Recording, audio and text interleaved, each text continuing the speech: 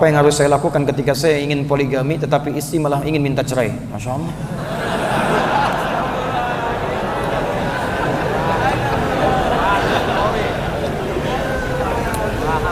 Masya Allah. Baru minta hafal Quran sudah minta poligami, luar biasa.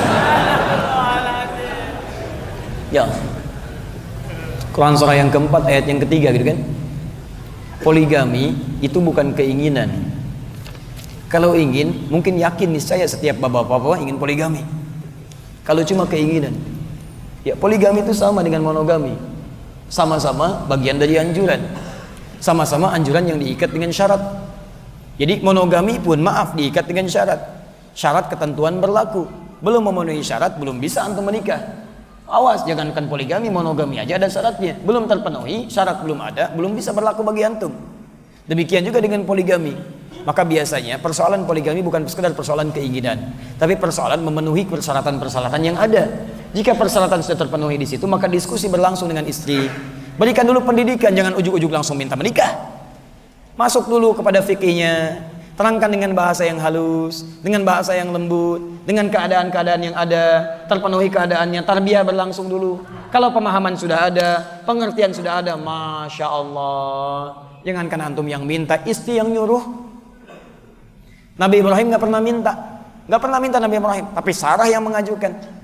Papa kan Nabi, Papa Rasul, Papa punya tugas risalah. Saya khawatir Pak, ketika saya tidak bisa memberikan yang terbaik untuk keturunan itu, tidak ada yang meneruskan risalah Papa. Bagaimana di hadapan Allah nanti? Hasil tarbiyah Nabi Ibrahim, Pak, nikahi Hajar. Nikahi Hajar. Ketika sifat berbagi itu ada, dengan tarbiyah yang luar biasa dalam, maka Allah anugerahkan kepada Sarah apresiasi terdalam. Ketika bisa berbagi, maka turun berita. Apa beritanya? Kamu akan mengandung melahirkan seorang anak. Masya Allah. Hajar punya keturunan dipisahkan supaya tidak muncul kecemburuan dari Sarah. Karena kalau sudah punya anak, perhatian Ibrahim akan kepada anaknya. Dipisahkan. Turun Quran surah 14 ayat 37. Perhatikan, poligami yang dimanhaj dengan benar, maka akan turun bimbingan Allah di dalamnya. Awalnya disarankan, tapi kalau anak sudah ada, kecemburuan akan muncul, dipisahkan oleh Allah. Ketika dipisahkan, Sarah diberikan anugerah keturunan. Lihat, kalau manhaj diikuti sesuai dengan petunjuk Allah Subhanahu wa Ta'ala, maka bimbingan Allah akan lahir dalam kehidupan berkeluarga. Cek.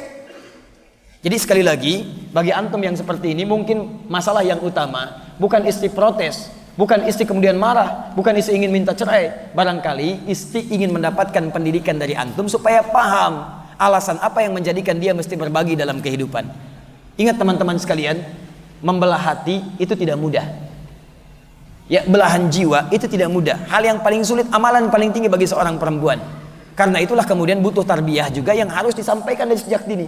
Kalau tarbiyah sudah masuk, sudah paham dengan keadaannya, antum bagian dari persyaratannya, dibawa kemudian ke surga dengan bekal bersama-sama, itu yang bisa mengantarkan pemahaman yang baik. Jangankan minta, istri bisa nyuruh.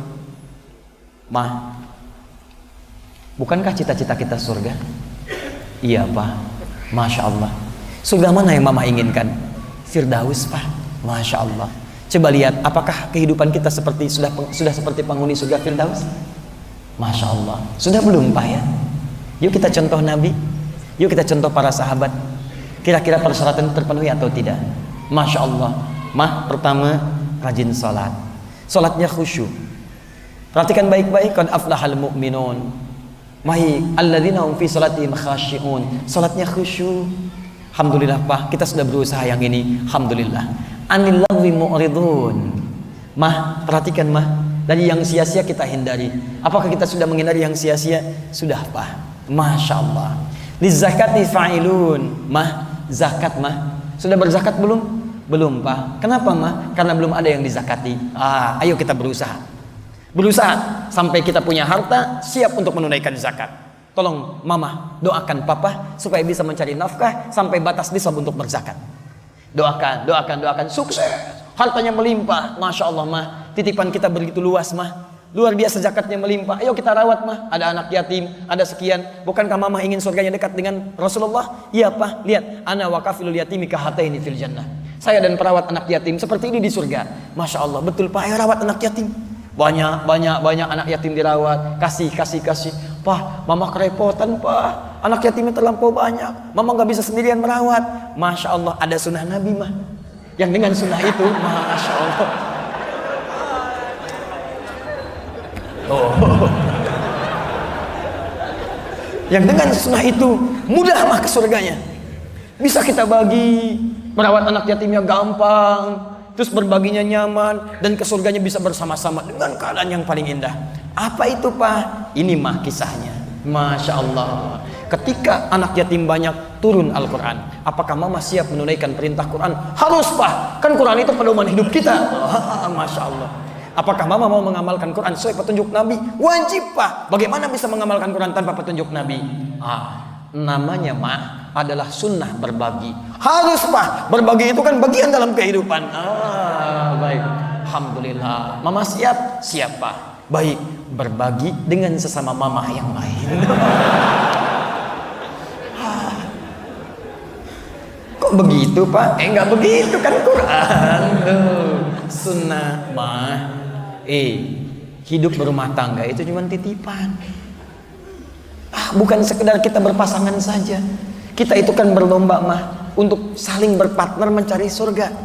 Papa membantu mama, mama membantu papa. Sekarang kita sudah saling bantu. Persoalannya, mama insya Allah ahli surga, papa ahli surga. Cuman anak-anak ini siapa yang bisa mengantarkan ke surga? Kalau mama cuma mikirin surga sendiri, bagaimana bisa mengantarkan mereka ke surga? Ayo kita berlomba, bantu mereka mendapatkan surga mereka. Ayo. Kalau begitu ya Pak ya. Iya. Jadi bukan cuma hubungan dunia, bukan mah. Kita ini bekerja sama untuk bisa ke surga. Saat kita sudah bisa, kita harus bantu orang lain. Nah kadang kita nggak bisa bantu sendiri mah, kita harus partner dengan orang lain.